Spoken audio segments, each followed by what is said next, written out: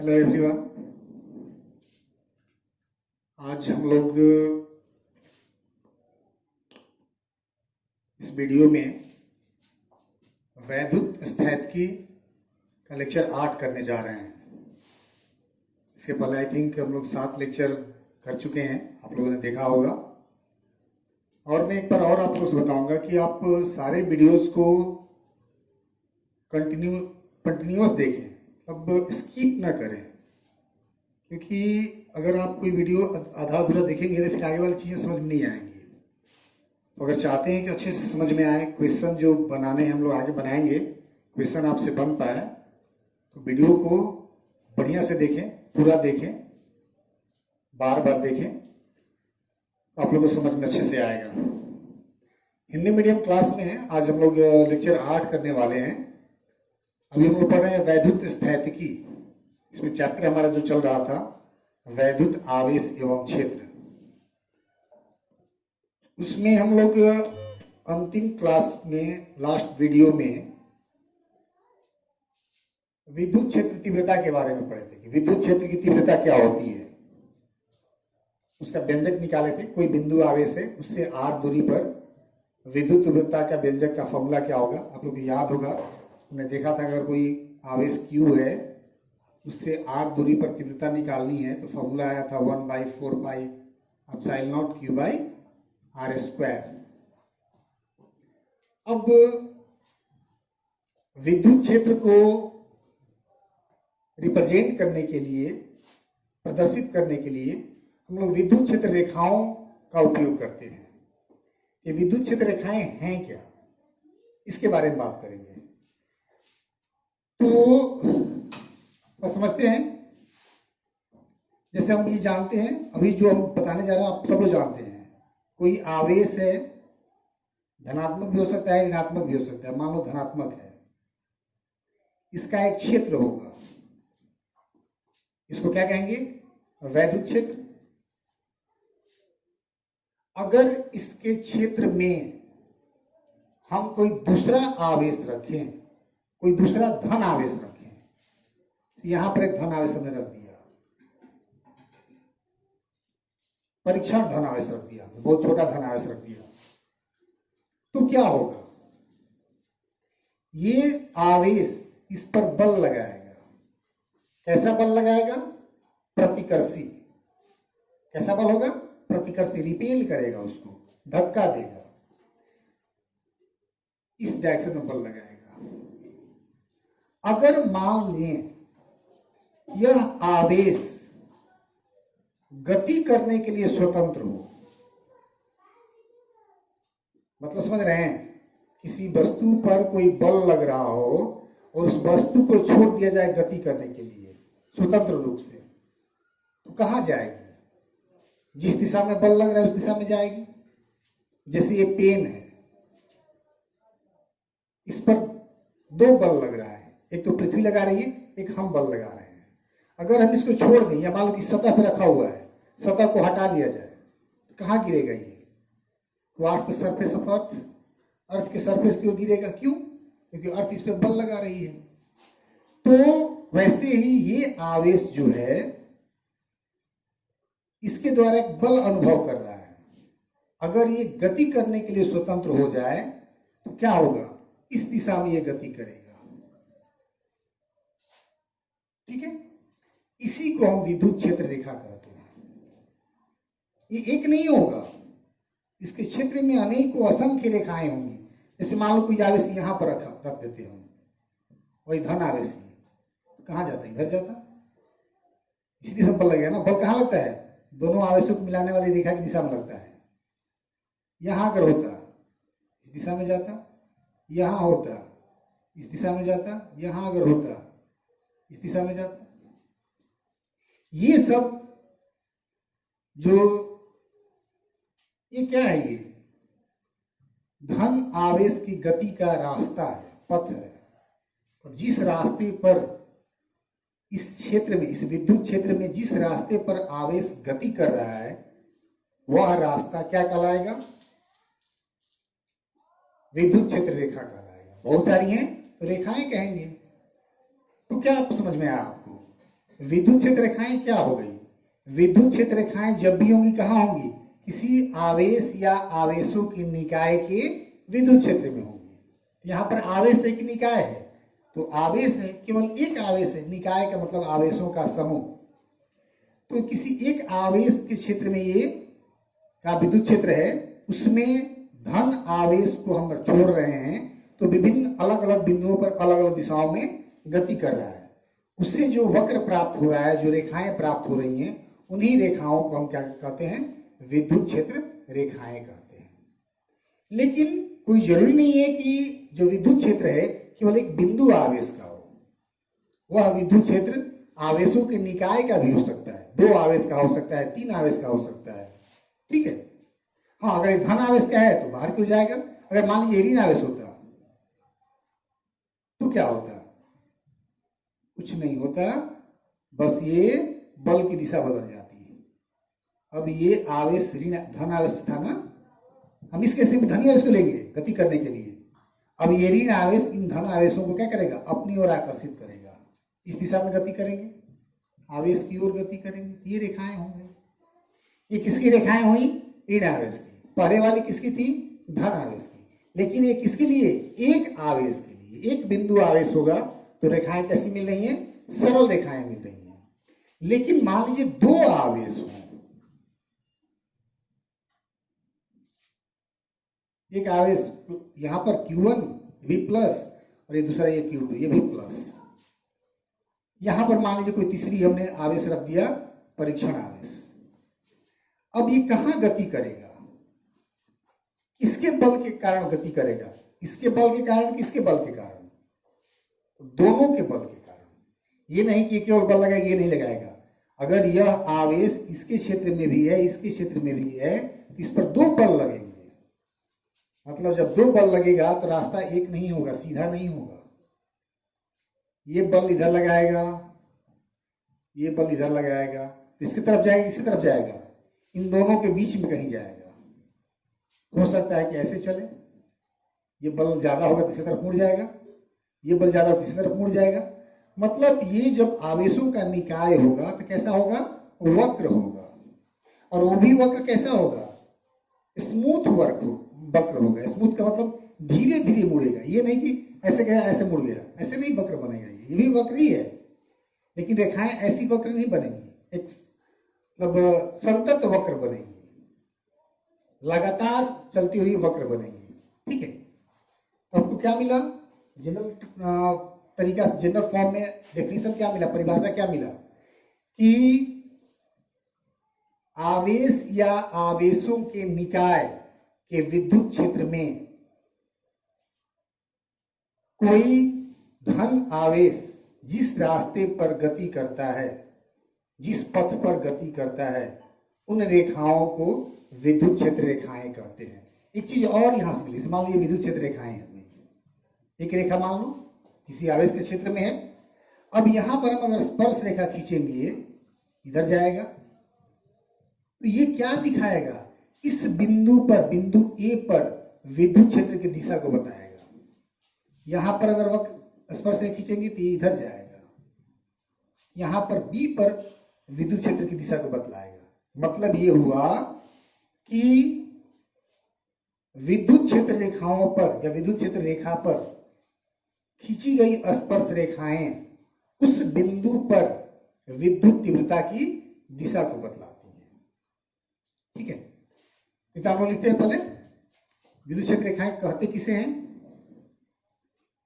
Definition में हमने लिखा है यहां पर, देखिए क्या, विद्युत क्षेत्र रेखाएं किसी आवेश या आवेशों के निकाय के विद्युत क्षेत्र में, रेखाएं जब भी बनी कहां बनेंगी? विद्युत क्षेत्र में। काल्पनिक वक्र होती हैं, कुछ दिखता होता नहीं, ऐसा नहीं रास्ता बना हुआ है इसमें गाड़ियां चलेंगी या हम चलेंगे, कोई रास्ता नहीं है। काल्पनिक वक्र होती हैं। काल्पनिक का मतलब यही है, कुछ है नहीं लेकिन माना गया है, जिन पर किसी धन आवेश को गति करते हुए माना जा सकता है। हम मानते हैं कि उस पर कोई धन आवेश गति कर रहा है। ठीक है। विद्युत क्षेत्र रेखाओं के किसी बिंदु पर अगर ए पर स्पर्श रेखा खींचे या बी पर खींचे, जहां भी खींचे, खींची गई स्पर्श रेखा उस स्पर्श रेखा विद्युत क्षेत्र की दिशा को बतलाती है। यहां पर दिशा को बतलाएगा, यहां पर दिशा को बतलाएगा। ठीक है,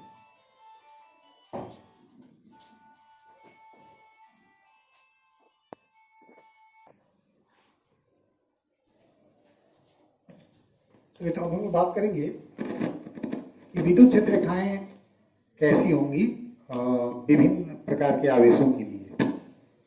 जैसे हमें आप देख सकते हैं,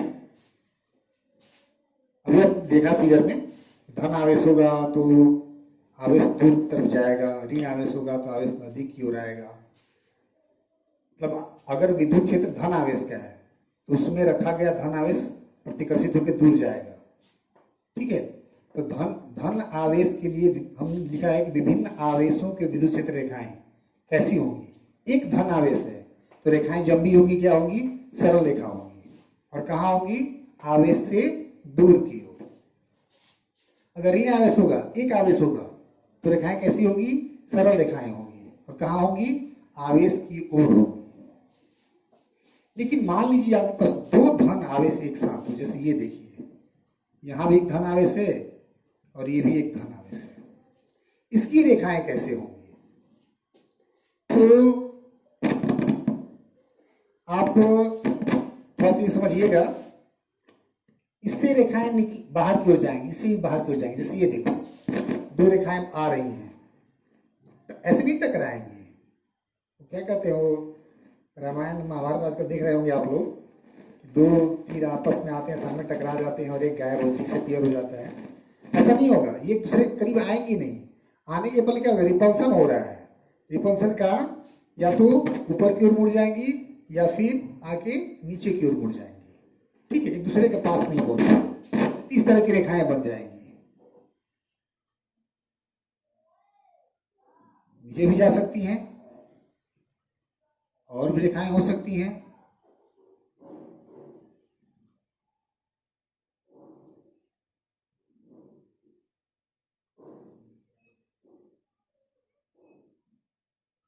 बहुत सारी रेखाएं हो सकती हैं। अब ये रेखाएं दिशाएं क्या होंगी, आवेश से दूर की ओर, क्योंकि ये धन रेखाएं, धन आवेश है। सभी रेखाएं कहां जाएंगी, आवेश से दूर की ओर। अब आप देखोगे इस डायग्राम में एक चीज समझ में आएगा कि एक ऐसा बिंदु मिलेगा जहां पर कोई रेखा नहीं पहुंचेगी। मतलब विद्युत रेखा किसको बताती है, विद्युत तीव्रता को बतलाती है। कोई रेखा नहीं पहुंचेगी मतलब वहां पर विद्युत तीव्रता क्या है, शून्य है। उसी को हम उदासीन बिंदु कहते हैं। क्या कहते हैं, उदासीन बिंदु। तो कहां हो सकता है, तो यही एक बिंदु है जहां पर कोई रेखा नहीं पहुंचेगी। इसको हम लोग एन से लिखते हैं, न्यूट्रल पॉइंट। न्यूट्रल पॉइंट का मतलब हुआ यहां पर विद्युत तीव्रता E जो है कितना होगा, शून्य होगा। तो इस डायग्राम से सवाल भी आपके बनेंगे। कभी कभी पूछता है कि दो आवेश रखे गए हैं, दोनों आवेशों के कारण किस बिंदु पर तीव्रता का कुल मान शून्य होगा। तो ध्यान रखेंगे, जब भी होगा उन दोनों आवेशों को मिलाने वाली रेखा पर होगा। अब रेखा पर दो चीज हो सकता है, दोनों आवेशों के बीच में या दोनों आवेशों के बाहर।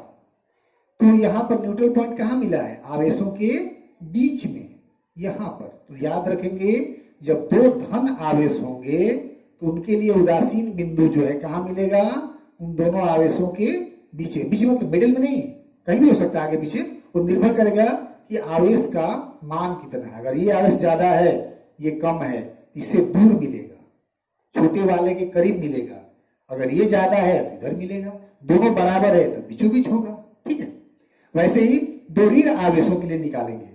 जैसे मान लो एक ऋण आवेश ये है और दूसरा ऋण आवेश ये है, इसकी भी रेखाएं ऐसे ही होंगी। बस अंतर क्या होगा, धन आवेश के लिए बाहर होती हैं, ऋण आवेश के लिए आवेश की ओर होती हैं। इनकी रेखाएं भी ऐसे ही बनेंगी।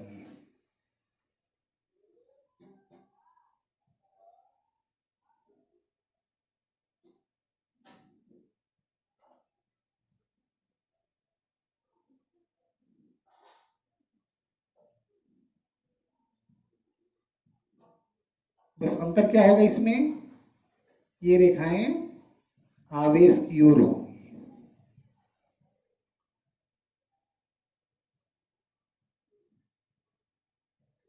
यहां पर भी न्यूट्रल पॉइंट कहां मिलेगा, यही एक बिंदु है जहां पर कोई रेखा नहीं पहुंचेगी, उसको हम क्या कहेंगे, न्यूट्रल पॉइंट, उदासीन बिंदु। तो आपको मिल गया क्या कंसेप्ट, क्या मिला कि कुल तीव्रता शून्य कहां होगी, तो जब दो धन आवेश हो तो उनके बीच में, या दो ऋण आवेश हो तो भी उनके बीच में। लेकिन एक धन आवेश हो एक ऋण आवेश हो तो उसकी रेखाएं कैसी होंगी, ये देखिए, हमने धन का निकाल देखा रेखाएं, ऋण का देखे, दो धन आवेश के लिए देखे, दो ऋण आवेशों के लिए देखे। अब हम बात कर रहे हैं एक धन आवेश एवं ऋण आवेश की विद्युत क्षेत्र रेखाएं, ये मान लो धन आवेश है, ये ऋण आवेश है। क्या होगा, धन आवेश से निकलेगा, सीधे ऋण आवेश इसको क्या करेगा, आकर्षित कर लेगा। एक इधर भी जा सकता है, देखें धन आवेश के लिए, तो क्या ऐसे जाके ऐसे आकर्षित होगा, नहीं।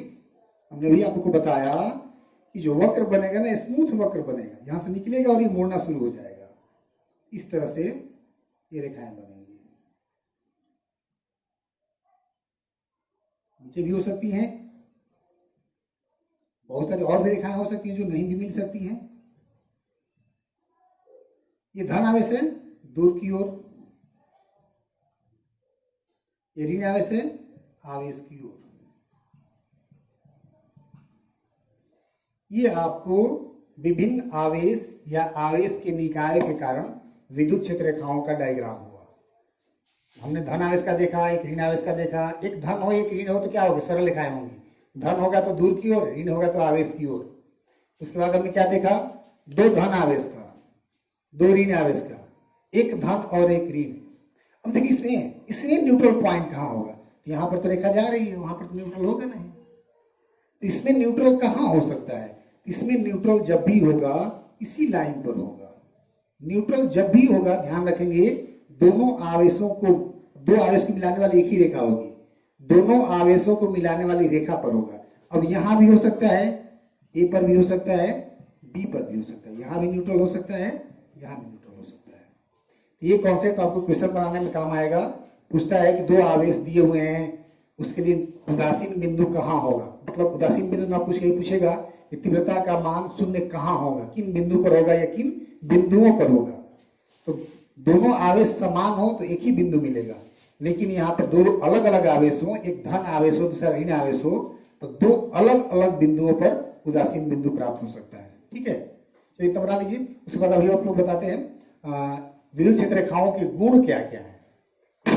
12th के एग्जाम में क्वेश्चन पूछता है कभी कभी कि विद्युत क्षेत्र रेखाओं के किन्हीं दो गुणों को लिखें।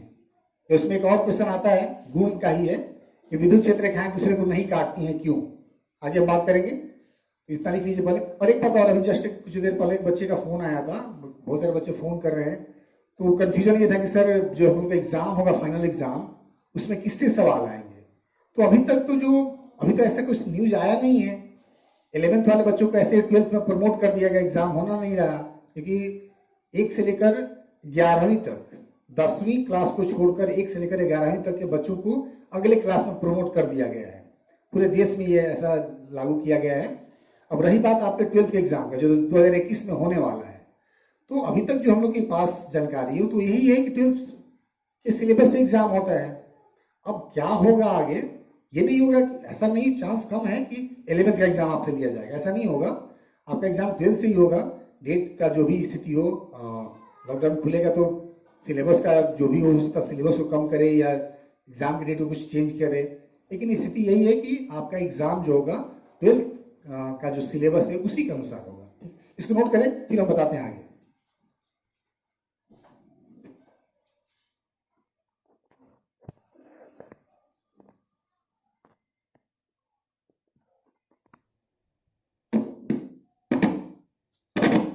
अब हम विद्युत क्षेत्र रेखाओं के गुणों के बारे में देखेंगे। तो अभी हमने देखा दो रेखाओं के लिए, दो आवेशों के लिए, एक धन आवेश था, दूसरा ऋण आवेश था। रेखाएं कैसे हो रही थी? यहां से निकलती थी, ऋण पर खत्म, पार कर रही थी क्या? ऐसे जा रही थी क्या? नहीं ना, ऐसे जा रही थी क्या? नहीं। मतलब ये कह सकते हैं कि विद्युत क्षेत्र रेखाएं धन आवेश से शुरू होकर ऋण आवेश पर समाप्त हो जाती है। तो पहला गुण यही हो गया, विद्युत क्षेत्र रेखाएं धन आवेशों से शुरू होकर ऋण आवेशों पर समाप्त हो जाती है, आगे नहीं निकलेंगी। ये नहीं होगा ऋण आवेश से यहां निकलते हुए हम दिखाएंगे, ये गलत हो जाएगा। ऋण आवेश कभी निकलते हुए हम नहीं दिखा सकते, ठीक है। एक और बात कि जैसे मान लो रेखाएं हैं, यहां पर आवेश Q है, कोई धन आवेश Q है, इसकी रेखाएं हैं। अब यहां पर हम एक छोटा सा क्षेत्र लेंगे, एरिया लेंगे, और एक उतना ही बड़ा एरिया यहां पर लेंगे। दोनों क्षेत्रफल बराबर है। यहां पर कितनी रेखाएं हैं? 1 2 3। यहां पर कितनी रेखाएं? केवल एक गुजर रही है। वैसे भी जानते हो कि आवेश के नजदीक में तीव्रता का मान ज्यादा होता है और दूर में कम होता है। तो यहाँ पर रेखाएं भी ज्यादा हैं, तो रेखाएं किसको प्रदर्शित कर रही हैं? तीव्रता के मान को। तो विद्युत क्षेत्र रेखाओं की संख्या जो है विद्युत तीव्रता के मान को बतलाती है। यहाँ पर उतने ही क्षेत्रफल में एक रेखा गुजर रही है, यहाँ पर 3 रेखाएं गुजर रही हैं। इसीलिए इन रेखाओं को हम लोग बल रेखाएं भी कहते हैं, ठीक है। हमने लिखा है क्या दूसरे गुण में? विद्युत क्षेत्र रेखाओं की संख्या विद्युत तीव्रता के परिमाण को दर्शाती है, अतः इन्हें विद्युत बल रेखाएं भी कहते हैं, ठीक है। अब आपने ये भी देखा था कि धन आवेश से निकला, ऋण आवेश पर गया। अब ये इन्हीं को कि ऐसे गया, ये ऐसे गया, एक दूसरे को क्रॉस कर दिया, हुआ था क्या? नहीं। मतलब रेखाएं जो हैं कभी भी एक दूसरे को काटेंगी नहीं। काटने के लिए 2 रेखाएं चाहिए। किसी बिंदु पर कब कटेगा? जब 2 रेखाएं होंगी। और जब वक्र हम बनाते हैं रेखाओं का, एक बिंदु पर एक ही स्पर्श रेखा खींच सकते हैं, है ना। विद्युत क्षेत्र रेखा के एक बिंदु पर एक ही स्पर्श रेखा खींच सकते हैं। अब काटने के लिए 2 रेखाएं होनी चाहिए, इसलिए नहीं काटेंगे। क्वेश्चन पूछता है कि विद्युत क्षेत्र रेखाएं दूसरे को नहीं काटती है, प्रच्छेदित नहीं करती है, परिच्छेदित नहीं करती है, क्यों? तो किसी एक बिंदु पर एक ही स्पर्श रेखा खींच सकते हैं, इसलिए रेखाएं दूसरे को नहीं काटेंगी। या इस तरह से कह सकते हैं ये कैसे बना था? विद्युत क्षेत्र रेखाएं कैसे प्राप्त होती हैं? धन आवेश के गति के रास्ते से। अब एक बिंदु पर कोई धन आवेश 2 दिशा में जा सकता है क्या? नहीं। एक दिशा में जाएगा तो कटेगा नहीं। 2 दिशाएं अगर होती, एक इधर जाता आधा इधर जाता, तो कट सकता था, यहाँ पर काट रहा है, ऐसे आया था, लेकिन ऐसा नहीं होता। धन आवेश जो है विद्युत क्षेत्र में किसी बिंदु पर एक ही दिशा में जाएगा, इसलिए रेखाएं एक दूसरे को प्रतिच्छेदित नहीं करेंगी। तो अगला गुण है विद्युत क्षेत्र रेखाएं एक दूसरे को नहीं काटती हैं या प्रतिच्छेदित नहीं करती हैं, ठीक है। और चौथा वही है कि विद्युत क्षेत्र रेखा पर खींची गई स्पर्श रेखा किसको बतलाएगा? विद्युत क्षेत्र की तीव्रता की दिशा को बतलाएगा या विद्युत क्षेत्र की दिशा को बतलाएगा, ठीक है। विद्युत क्षेत्र रेखा पर खींची गई स्पर्श रेखाएं विद्युत तीव्रता की दिशा को बतलाती हैं, ठीक है। सामान्य गुण हुआ, इतना याद रखेंगे। एग्जाम में आता है कि नहीं 2 गुणों के लिखे 4 है, वही 2 लिख लेंगे। लेकिन कुछ और लिखवा रहे हैं जो बहुत ही इंपॉर्टेंट है, जिससे IIT वगैरह में भी सवाल आते हैं। 5वां गुण, एक गुण है कि विद्युत क्षेत्र रेखाएं जो हैं, क्षेत्र रेखाएं चालकों समझ रहे हैं ना? चालक मतलब चालक जैसे ही कह दिया गया, आवेश कहां होगा? सतह पर। चालकों के सतह पर लंबवत होती है। कैसे होती है? लंबवत होती है। इसका मतलब समझ रहे हैं? मान लीजिए कोई चालक है, ये कंडक्टर, ये इसका सतह हुआ। अब यहां पर रेखा ऐसे नहीं होगी, क्योंकि ये रेखा इस पर लंबवत, यहां इस बिंदु पर लंबवत नहीं है। ये रेखा नहीं होगी। जब भी होगी ये हो सकता है, ये लंबवत है, ये हो सकता है, ये रेखा हो सकती है, ये हो सकती है। यहाँ पर होगा किधर होगा, यहाँ पर होगा किस दिशा में होगा। जब भी होगा क्या होगा, लंबवत दिशा में होगा। ठीक है, बहुत इंपॉर्टेंट गुण है। चालक पर विद्युत क्षेत्र रेखाएं चालक के तल के एक बार क्वेश्चन आया था, विद्युत क्षेत्र रेखाएं किसी चालक के तल पर होती हैं 0 डिग्री पर, 90 45 डिग्री पर, लंबवत, इनमें से कोई नहीं। क्या कहेंगे, लंबवत। ठीक है। एक और गुण है, विद्युत क्षेत्र रेखाएं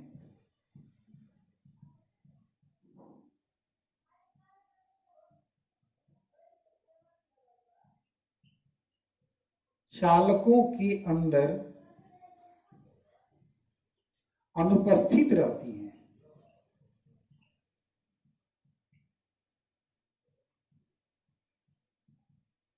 चालकों के अंदर नहीं होगी। मान लीजिए चालक है,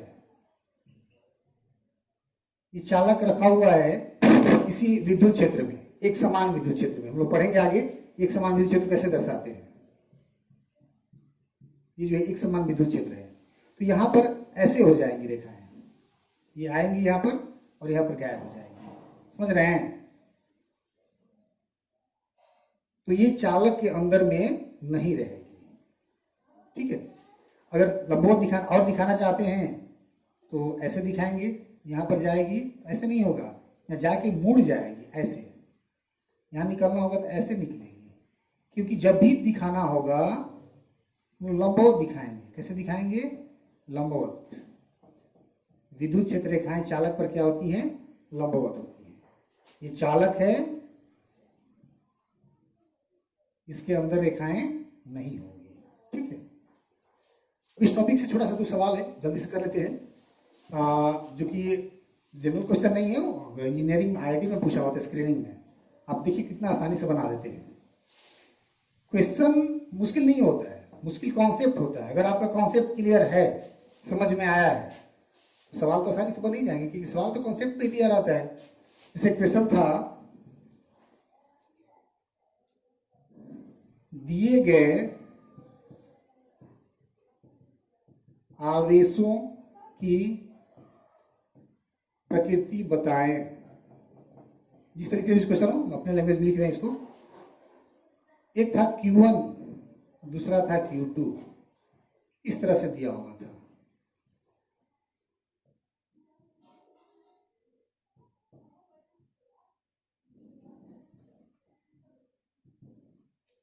Q1 और Q2 की प्रकृति बताएं।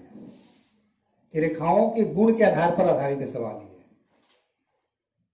रेखाओं गुण में क्या पढ़ेंगे, रेखाएं धन आवेश से निकल के ऋण आवेश पर जाती हैं। यहाँ पर क्या दिखाया गया है, Q1 से निकलकर Q2 पर जा रही हैं। तो Q1 कौन आवेश हुआ, धन हुआ, Q2 क्या हुआ, ऋण। हो गया, 2 नंबर का सवाल। एक और पूछा था इसी में कि दोनों आवेशों में किसका मान ज्यादा है। क्या दोनों 5 कूलम का है, मतलब एक +5 दूसरा -5, या एक +7 दूसरा -5, मतलब किसका मान ज्यादा है। तो मान कैसे पता करेंगे, रेखाओं की संख्या से। जो आवेश जितना ज्यादा होगा उसकी रेखाएं उतनी ही ज्यादा होंगी। तो Q1 की रेखाएं कितनी है, 1 2 3 4 5 6 रेखाएं दिख रही हैं, और Q2 की 1 2 3 4 4 ही दिख रही हैं। मतलब क्या, Q1 का मान जो है Q2 के मान से बड़ा है। बन गया, ये IIT के सवाल है। तो अगर आपका कॉन्सेप्ट क्लियर है, समझ में आया है, तो सवाल बनाना मुश्किल नहीं है। एक और सवाल, निम्न में कौन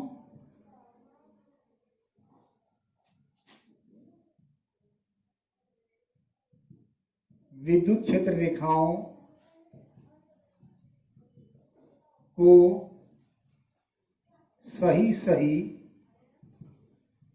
प्रदर्शित करता है।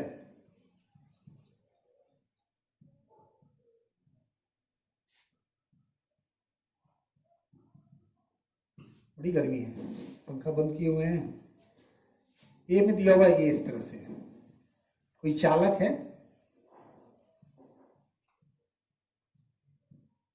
कुछ भी था, आईटी में आया हुआ सवाल है ये भी। बी में दिया हुआ है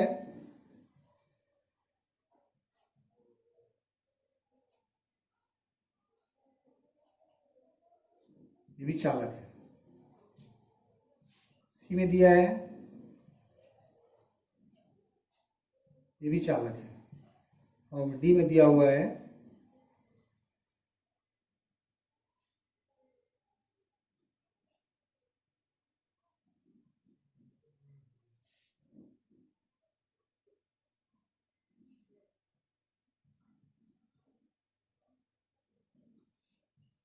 ये भी चालक है।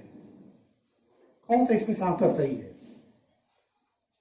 अब गुणों को याद करेंगे, विद्युत क्षेत्र रेखाओं के गुणों को याद रखेंगे। गुण में पढ़े हैं कि विद्युत क्षेत्र रेखाएं चालक के तल पर लंबवत होती हैं। अब पहला को चेक करते हैं, ये रेखा लंबवत है? नहीं है।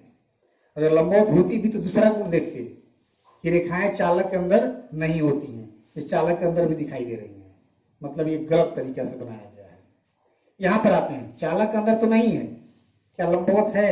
ये तो लंबवत दिख रहा है लेकिन ये लंबवत नहीं है, मतलब ये भी गलत है। यहां पर आते हैं सी पर, इसमें क्या है? ये रेखाएं, बाकी तो छोड़ दीजिए लंबवत है कि नहीं है, चालक के अंदर है कि नहीं है। यहाँ पर ये दिख रहा है कि दो रेखाएं एक दूसरे को काट रही हैं। अभी हमने गुण पढ़ा है कि विद्युत क्षेत्र रेखाएं एक दूसरे को काटती नहीं है, ये तो ऐसे ही गलत हो गया, मतलब आंसर डी होगा। चेक कर लेते हैं, चालक के अंदर नहीं है, सही है। तल पर लंबवत है तो है, सही है। एक दूसरे को काट भी नहीं रही हैं, ये रेखाएं विद्युत क्षेत्र रेखाओं को सही सही तरीके से निरूपित कर रही हैं, ठीक है। तीसरा से हम लोग इस टॉपिक कंप्लीट कर किए। क्या टॉपिक था हमारा? विद्युत क्षेत्र रेखाएं। तो आज हम लोग पढ़े थे विद्युत क्षेत्र रेखाएं। विद्युत क्षेत्र रेखाएं क्या है? तो विद्युत क्षेत्र में काल्पनिक वक्र है। कैसी वक्र? जिस पर कोई धन आवेश चलता हुआ माना जा सकता है और उस वक्र पर खींची गई स्पर्श रेखा विद्युत तीव्रता को, विद्युत तीव्रता की या विद्युत क्षेत्र की दिशा को बतलाता है, ठीक है। उसके बाद हमने क्या देखा? हमने देखा कि विभिन्न आवेशों की रेखाएं कैसी होंगी, विभिन्न आवेशों की विद्युत क्षेत्र रेखाएं कैसी होंगी। तो अगर एक धन आवेश है तो सरल रेखाएं होंगी आवेश से दूर की ओर, ऋण आवेश है तो सरल रेखाएं होंगी, एक ऋण आवेश है तो सरल रेखाएं होंगी आवेश की ओर।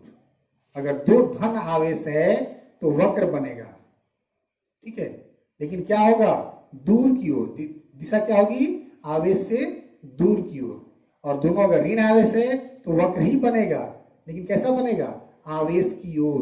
ये रेखाएं कहां जाएंगी? आवेश की ओर, मतलब आवेश में प्रवेश करती हुई प्रतीत होंगी, ठीक है। और एक धन आवेश है, एक ऋण आवेश है, तो धन आवेश से शुरू होकर ऋण आवेश पर खत्म होते हुए प्रतीत होगी, ठीक है। और एक चीज और इसमें हमने सीखा कि दो आवेशों के कारण तीव्रता का मान शून्य कहां होगा। तो दो कंडीशन मिले, एक मिला दोनों आवेशों के बीच में, कब?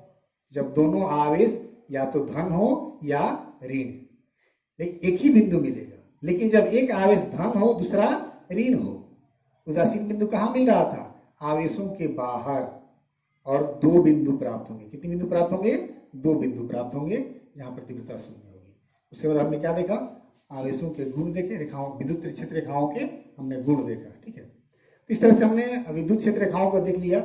आगे हम लोग अब अगले क्लास में अगला नया टॉपिक शुरू करेंगे। अभी हम लोग विद्युत क्षेत्र ही पढ़ेंगे। हमने बताया था कि विद्युत क्षेत्र लंबा टॉपिक चलेगा, विद्युत क्षेत्र के बारे में ही पढ़ना है। अभी क्या पढ़े?